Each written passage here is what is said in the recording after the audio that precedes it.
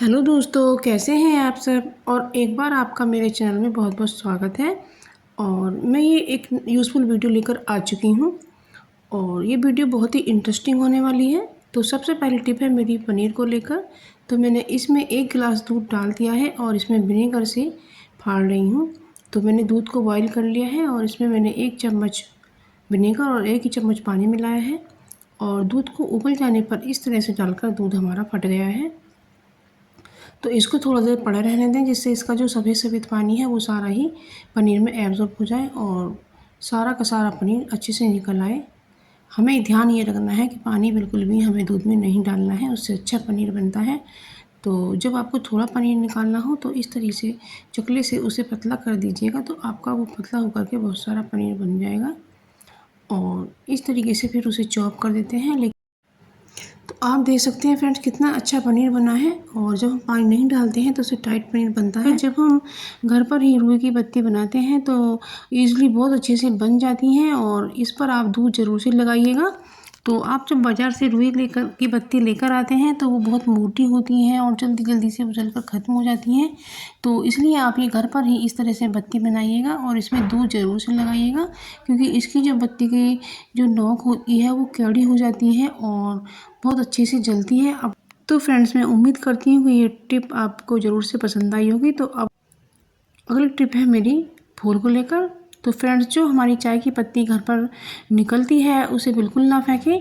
तो उस चाय की पत्ती को धोकर आप अपने गुलाब के पौधे में डालें, तो उसके जो फूल है ना बहुत ही मोटे और बड़े आएंगे और ये काफ़ी दिनों तक रहते हैं। ये मेरा इंग्लिश गुलाब है, ये कम से कम भी 20-25 दिन तक फूल रहता है और ये मुरझाता नहीं है और ये बहुत ही खूबसूरत फूल है। आप फ्रेंड्स वो चाय की पत्ती की ही खाद इसमें डालिएगा। ये बहुत अगली ट्रिक है हमारी, जो कप होते हैं तो इसके अंदर जो जब हम चाय बनाते हैं और चाय पीते हैं तो इसके अंदर एक छोटी सी लेयर कोने में चाय की जम जाती है, जो कि बहुत गंदी लगती है। जब हम किसी को चाय परोसते हैं तो ऐसा लगता है जैसे गंदे कप में ही डाल दिया हो।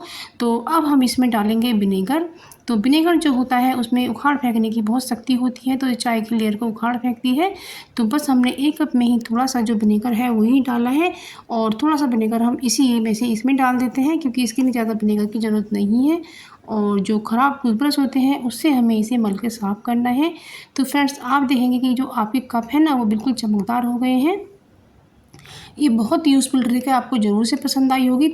तो फ्रेंड्स, हमारे कप में जो चाय की लेयर जम जाती है वो हट गई है। इसके ब्रश में विनेगर लगा हुआ है, तो ये कप हमारे बिल्कुल साफ़ हो गए हैं। अब इन्हें हम एक साफ़ पानी से इन्हें साफ़ कर लेते हैं। आप देख सकते हैं कि फ्रेंड्स, हमारा जो कप है वो अच्छे से साफ़ हो गया है और चमकदार हो गया है, क्योंकि हमें ठंडी कॉफ़ी बनानी है और हमने इसके लिए नेस्कैफ़े का एक पाउच ले लिया है। तो बस इसमें हम नेस्कैफ़े को फाड़ करके कॉफ़ी इसमें निकाल कर डाल देते हैं। तो फ्रेंड्स, हमें 1 गिलास बनाना है। यदि आपको ज़्यादा बनाना हो तो आप ज़्यादा भी ले सकते हैं। और इसमें हमने चीनी ऐड कर दी है और इसमें हम थोड़ा सा पानी डाल देते हैं और इसको अच्छे से हम फेंट लेते हैं, जिससे हमारी जो चीनी है वो घुल सके। और आप मेरे चैनल पर नए हैं तो मेरे चैनल को सब्सक्राइब भी कर लीजिएगा और मेरी वीडियो पसंद आने पर लाइक शेयर कमेंट जरूर से कीजिएगा।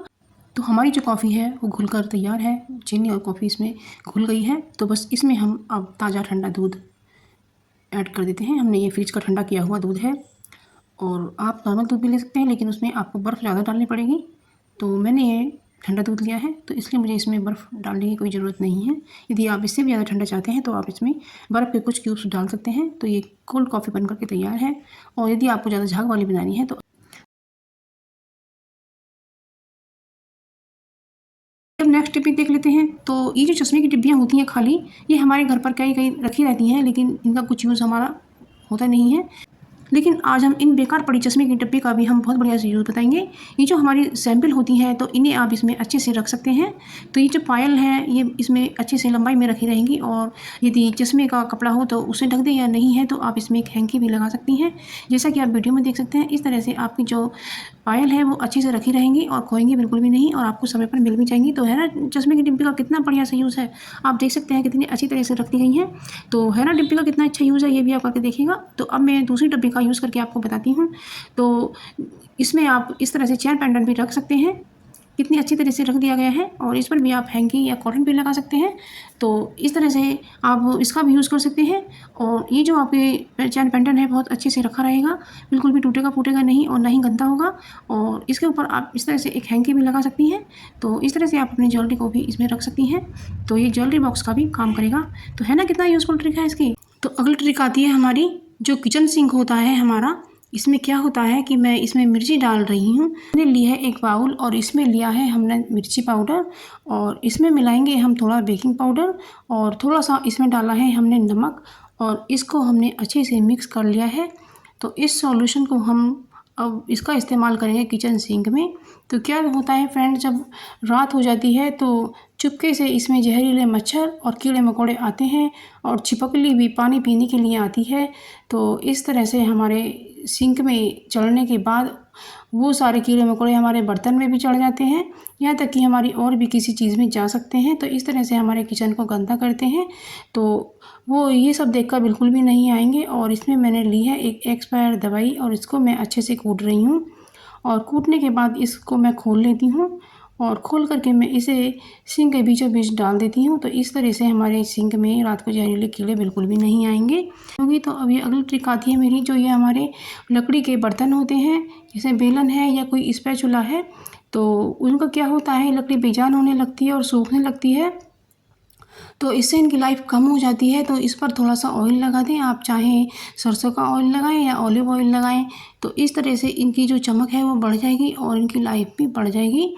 तो इस तरह से आप कर सकती हैं, ये बहुत अच्छी ट्रिक है। अब अगली ट्रिक आती है हमारी बर्तनों में जो ये छोटी प्लेटें होती हैं। अक्सर क्या होता है कि ये छोटी जो हमारे सामान होते हैं उन्हें हम कटोरी में रख करके इस तरह की प्लेटों को उन पर ढक दिया करते हैं और वो धीरे धीरे सारी हमारे फ्रिज में चली जाती हैं। और जब हमें छोटी प्लेटों की ज़रूरत होती है तो हमें किचन में मिलती नहीं है। तो हमें करना क्या है, तो ये जो हमारे ढक्कन होते हैं ये पड़े रहते हैं, हमें इनका इस्तेमाल करना है और इस तरह के ढक्कनों को हमें ढक देना है। तो हमारी जो छोटी प्लेटें हैं वो सारी हमें किचन में ही मिलेंगी और हम इनका यूज़ कर पाएंगे। सात्विक भोजन ही बनाएं, लहसुन प्याज का भोग बिल्कुल ना लगाएं। तो ये अब हमारा दूसरा टिप है। तो हमने जब पकौड़ी हम बनाते हैं तो उसमें हरी मिर्चों को हमें ज़रूर से डालना चाहिए, इससे पकौड़ियों का टेस्ट बढ़ जाता है। और जब हम पकौड़ी ऑयल में छोड़ते हैं तो हमारा जो ऑयल है वो अच्छे से तेज़ गर्म होना चाहिए, तभी हमारी पकौड़ी अच्छी सी बनकर आती है। नहीं तो ठंडे तेल में डालने पर जो बेसन होता है वो तेल पी जाता है और पकौड़ी ख़राब हो जाती है। और आप देख सकते हैं कि इसमें झाग आ रहा है। तो इसके लिए हम थोड़ा सा नमक रख देते हैं। तो जब नमक हम डाल देते हैं तो इसका जो झाग है वो छटने लगता है। आप देख सकते हैं कि झाग इसका ख़त्म हो गया है और हमने अपने पकौड़ियों को पलट दिया है। तो फ्रेंड्स, आप मेरे चैनल पर नए हैं तो मेरे चैनल को सब्सक्राइब भी ज़रूर कीजिएगा। तो आप देख सकते हैं कि पकौड़ी को हम क्रिस्पी होने तक बनाएंगे। और जब बेसन आप पकौड़ियों में डालें तो उसके साथ थोड़ा सा चावल का आटा भी ऐड कर दें, तो आप देखेंगे कि आपकी जो पकौड़ियाँ हैं ना वो बहुत ही क्रिस्पी बनती हैं। तो इस तरह से फ्रेंड्स आप पकौड़ियाँ बनाइए।